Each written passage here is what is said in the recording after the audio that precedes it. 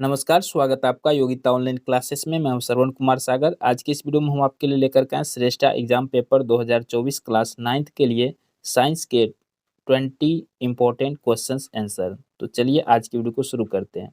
आपको एक जानकारी देना चाहेंगे, अगर आप श्रेष्ठा एग्जाम की तैयारी कर रहे हैं तो लाइव क्लास से भी आप तैयारी कर सकते हैं। लाइव क्लास शाम को 7 बजे सागर कोचिंग सेंटर भगवानपुर पर होगी, तो आप लोग उस चैनल पर जा करके लाइव क्लास देख सकते हैं। शाम को 7 बजे से Sagar coaching centre Bhagwanpur, link description में मिल जाएगा। तो चलिए आज की क्लास को स्टार्ट करते हैं।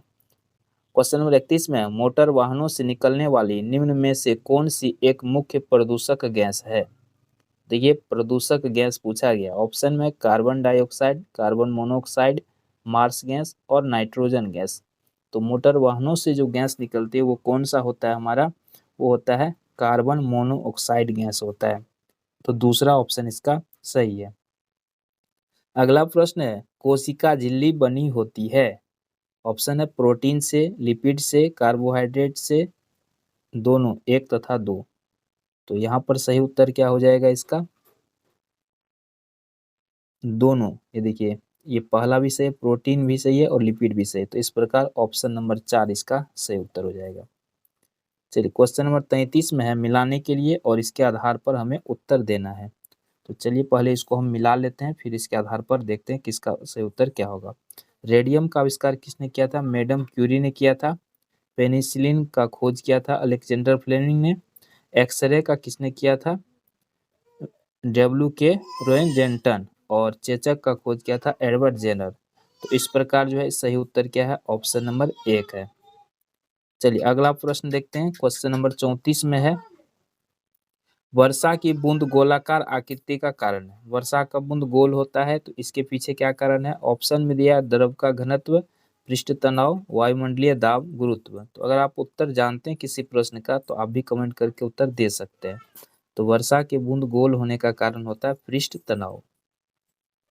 क्वेश्चन नंबर 35 में है जब प्रकाश एक माध्यम से दूसरे माध्यम में जाता है तो निम्न में से कौन सा एक अपरिवर्तित रहता है। तो देखिए एक माध्यम से जब दूसरे माध्यम में जाएगा तो इसमें आवृत्ति जो है अपरिवर्तित रहता है। दृष्टि पटल जिसको रेटिना कहा जाता है पर जो चित्र बनता है, बताइए दृष्टि पटल पर जो चित्र बनता है वो किस प्रकार का होता है। तो देखिए ये होता है वस्तु से छोटा और उल्टा होता है। तो तीसरा ऑप्शन इसका सही होगा। अगला प्रश्न है प्रेशर कुकर में खाना जल्दी पकता है क्योंकि। प्रेशर कुकर में खाना जल्दी पकने का कारण क्या होता है, अधिक दबाव पर पानी अधिक तापक्रम पर उबलने लगता है। तो दूसरा वाला ऑप्शन सही है। आगे है निम्नलिखित में किस जानवर से अंगोरा ऊन प्राप्त किया जाता है। तो हम लोग जानते हैं अंगोरा ऊन जो होता है ये बकरी होता है, अंगोरा बकरी होता है, इससे प्राप्त होता है। श्वेत रक्त कोशिकाएं क्या कार्य करती है। तो श्वेत रक्त कोशिका का काम है रोगाणुओं का विनाश करना। आगे देखिए क्वेश्चन नंबर 40 में फिर से हमें मिलाने के लिए है और इसके आधार पर हमें उत्तर देना है। तो यहाँ पर क्या कर रहा है, कौन सा नहीं, मिलाने के लिए नहीं, असंपर्क बल का उदाहरण कौन सा ये पूछ रहा है। तो देखिए असंपर्क बल, असंपर्क का मतलब बिना संपर्क किए हुए जिसमें बल लग जाता है वो होता है असंपर्क बल, है ना। तो यहाँ पर देखिए ये चुंबकीय बल असंपर्क में आएगा।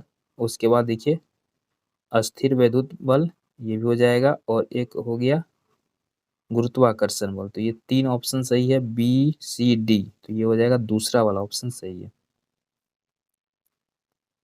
सूर्य के पश्चात पृथ्वी का सबसे निकटतम तारा कौन सा है। तो सूर्य के पश्चात पृथ्वी का सबसे निकटतम तारा का नाम क्या है। तो यहाँ पे दिया है सीरियस, ध्रुव तारा, अल्फा सेंटारी और इसके बाद दिया है इनमें से कोई नहीं। तो अल्फा सेंटारी है सबसे नजदीक। ब्रेल सिस्टम निम्नलिखित में किससे संबंधित है।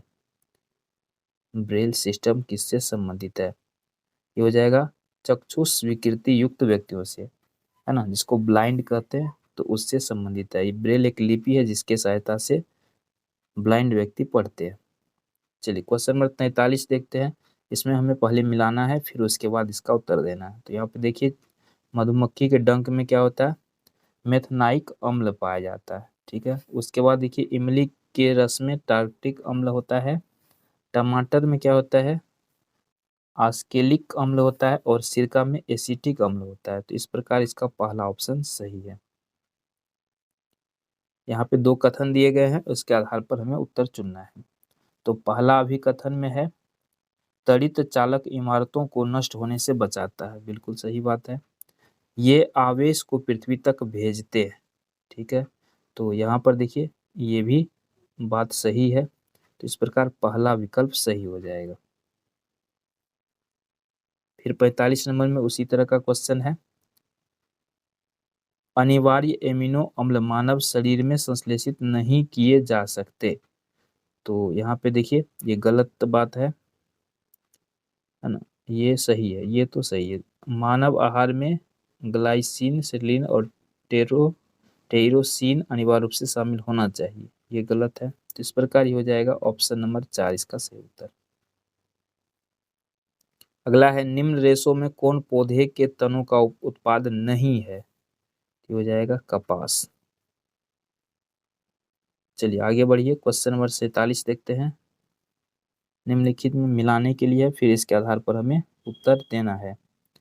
तो अगर इसको हम लोग मिलाएंगे तो यहाँ पर देखिए कौन सुमेलित नहीं है, तो यहाँ पर जो है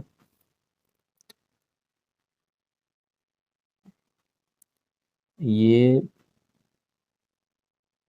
दूसरा वाला नहीं है, और चौथा निकोटीन तंबाकू में पाया जाता है। तो यहाँ पर सही उत्तर कौन सा हो जाएगा क्वेश्चन नंबर 47 का, ऑप्शन 4 बी एवं डी। आगे बढ़ते हैं। बुलेट प्रूफ पदार्थ बनाने के लिए कौन सा बहुलक प्रयुक्त होता है, होता है पॉली एमाइड। अगला है जल का वाष्प में परिवर्तन क्रिया है, जल का वाष्प बनना ये भौतिक परिवर्तन है। निम्नलिखित में कौन सा कृत्रिम पदार्थ नहीं है, यहाँ से उत्तर हो जाएगा फाइब्रोइन। अगला प्रश्न देखते हैं। अब देखिए सामाजिक विज्ञान से प्रश्न है, तो इसको हम अगले वीडियो में बताएंगे। विश्व में टीन का अग्रणी उत्पाद देश कौन सा है, तो यहाँ पे सही उत्तर हो जाएगा चीन। भारत में सर्वोच्च न्यायालय की प्रथम महिला न्यायाधीश कौन थी, तो इसका उत्तर है फातिमा एम बीबी। फिर से एक कथन के रूप में है और इसके आधार पर हमें उत्तर देना। वन नवीकरणीय संसाधन है, सही है, ये पर्यावरण की गुणवत्ता को बढ़ाते हैं, तो ये दोनों कथन सही है। किस राज्य का 80% से अधिक क्षेत्र वनाच्छादित है ना, तो ये अरुणाचल प्रदेश का। आज का अंतिम प्रश्न लेते हैं, यहाँ पे मिलाने के लिए है और इसके आधार पर हमें उत्तर देना है। अचार एसिटिक अम्ल होता है, खट्टा दूध में लैक्टिक अम्ल होता है, और सेब में मैलिक अम्ल होता है, वाटर सोडा कार्बोनिक अम्ल। तो इस प्रकार इसका दूसरा विकल्प सही है। तो आज की वीडियो में आपने टोटल 30 प्रश्न देखा। वीडियो कैसा लगा कमेंट करके जरूर बताएं। धन्यवाद।